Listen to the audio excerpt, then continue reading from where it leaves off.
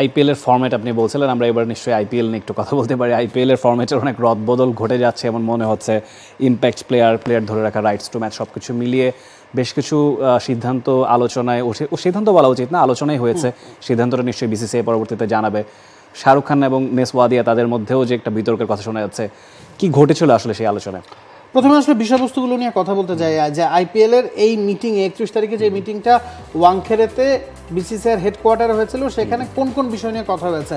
প্রথমটা ছিল খেলোয়াড় ধরে রাখার সংখ্যা, মানে কতজন ক্রিকেটারকে আপনি রিটেইন করতে পারবেন।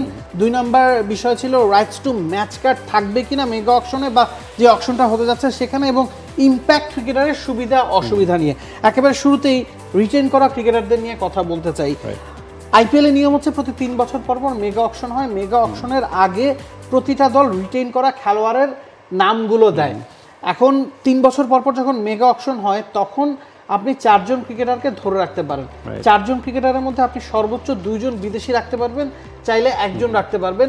লোকাল আপনি 3 জন পর্যন্ত ধরে রাখতে পারবেন।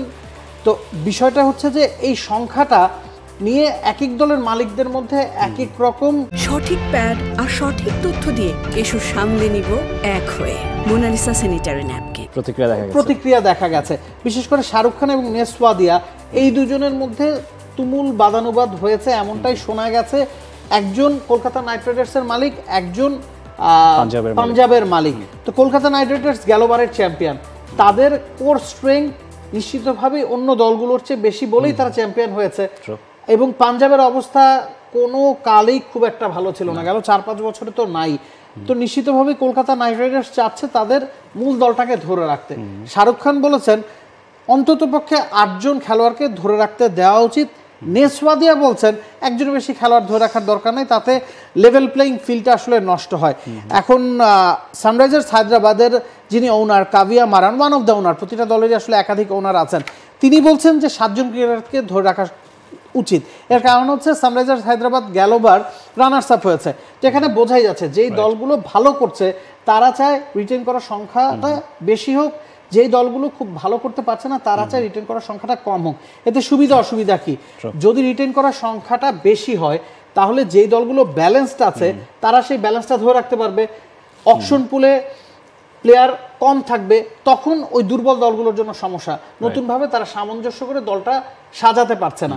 এছাড়া আরটিএম ম্যাচ কার্ড নিয়ে কথা হচ্ছে, যে রাইটস টু ম্যাচ কার্ড, বাজার দর একটা বিষয়। আপনি যখন রিটেন করবেন একটা নির্দিষ্ট পারিশ্রমিকের বিনিময়ে কিন্তু আপনাকে রিটেন করা হয়। 4 জনকে যদি আপনি রিটেন করেন, প্রথম প্লেয়ারটা 15 কোটি পায়, দ্বিতীয় প্লেয়ারটা 12 কোটি, তৃতীয়টা 9 কোটি, চতুর্থটা 6 কোটি। চতুর্থ প্লেয়ার যদি তিনি বাজারে যান হয়তো তার দামটা 10 কোটি উঠতে পারে, কিন্তু তিনি পাচ্ছেন 6 কোটি।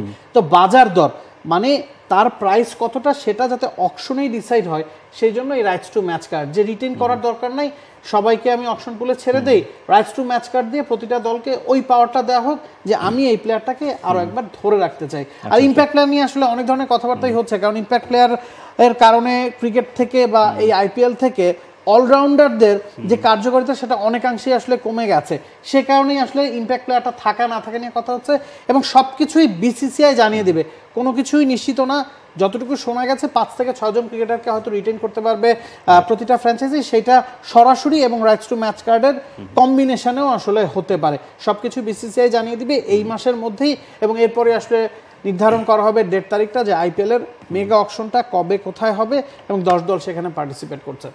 For more updates, subscribe to our YouTube channel and click on the bell icon. Follow us on Facebook and Instagram. Download T-Sports app to enjoy exciting games and highlights. Visit tsports.com.